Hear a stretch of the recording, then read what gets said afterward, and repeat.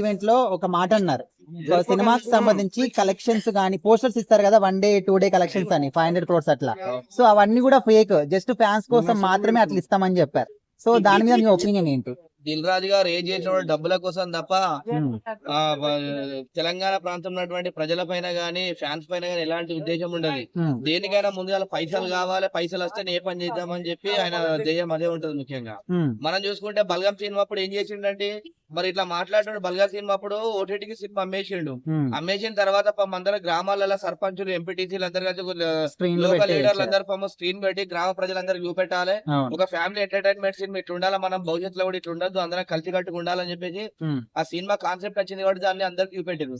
చూపెట్టి ఏం చేసిండు దిల్ రాజు గారు పోయి నిజామాబాద్ లో ఏం చేసిండు, ఎస్పీ ఆఫీస్ లో కంప్లైంట్ చేసిండు. ఈ సినిమాని ఇట్లా చేసి మమ్మల్ని ఓటీటీ వాళ్ళు ఇబ్బంది చేస్తారు, ఇది ఇంత సినిమా హిట్ అవుతుంది అయిపోయింది అనుకోలేదు, లేదంటే ఓటీటీ సినిమాను అమ్మయ్యపోతుంటే నాకు ₹1,00,00,000 నష్టం వచ్చింది, ఆ సినిమా ఇంతమంది చూస్తారని తెలియక నాకు నా లాభాలన్నీ వేనే అని చెప్పేసి ఉద్దేశంతో అక్కడ పోయి కేసు పెట్టడం జరిగింది.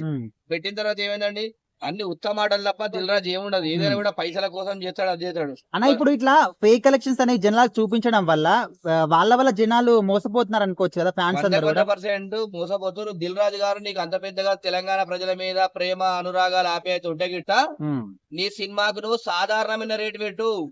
గతంలో ₹10 టికెట్ ఉండే, ₹50 టికెట్ ఉండే, బాల్కన్ ₹80 టికెట్ ఉండే. ఆ టికెట్లు రేట్లు పెట్టి ప్రజలకు సినిమా చూపించే విధంగా చూపెట్టి నీ దమ్ము చూస్తాను. నిజంగా నిజమైనటువంటి నికాసమైనటువంటి ప్రొడ్యూసర్ అయి తెలంగాణ ప్రజల మీద నీకు ప్రేమ, అనురాగాలు, ఆప్యాయత ఉంటే గిట్ట ₹80 పోనీ లాస్ట్ అయితే ₹100 పెట్టు. సినిమా రాగానే 250, 300, 1000, 800 థియేటర్లతో టికెట్లు అమ్మిపించి ఆ బ్లాక్ టికెట్లు అమ్మించి బ్లాక్ దందాలు చేయడం తెలుసు తప్ప నీకు తెలంగాణ ప్రజల పైన గానీ, తెలుగు రాష్ట్రాల ప్రజల పైన గానీ ఎవరి మీద ప్రేమ లేదని చెప్పేసి. ఇప్పుడు మొన్న పుష్ప 2 సినిమాకి 2,000 కోట్లు కూడా కలెక్షన్ దాటిపోయిన అఫీషియల్ గా చెప్పారు. సో అది కూడా ఫేక్ అనుకోవచ్చా మరి? ఎందుకంటే అఫీషియల్ చెప్తే నిజం ఉండొచ్చు. ఎందుకంటే అఫీషియల్ చెప్పకుండా ఐటీ దాడి చేస్తుంది కదా. ఎందుకంటే వీళ్ళు అబద్ధం చెప్పినప్పుడు ఐటీ వాళ్ళు కూడా టెక్నాలజీ మార్చారు. ఆ రోజులు మారిన కొద్ది వాళ్ళు కూడా ఎవరు ఎన్ని సినిమాలు ఎంతమంది చూస్తారు, ఎన్ని టికెట్లు అమ్ముడుపోతున్నాయి, ఏ థియేటర్లు అయితే ఎన్ని సీట్స్ ఉన్నాయని చెప్పేసి ముందు జాగ్రత్త కొద్ది వాళ్ళు ఐటీ చేసే వాళ్ళు కూడా కంపల్సరీ అన్ని చూసే చేస్తున్నారు. ఏదేమైనప్పటికీ కూడా ఇదేమో డబ్బులు రావచ్చు, వస్తాయి. ఎందుకంటే ఇప్పుడు ఒక టికెట్ ₹100 టికెట్ 400, 500 అమ్మినాక ఎందుకు రావండి డబ్బులు?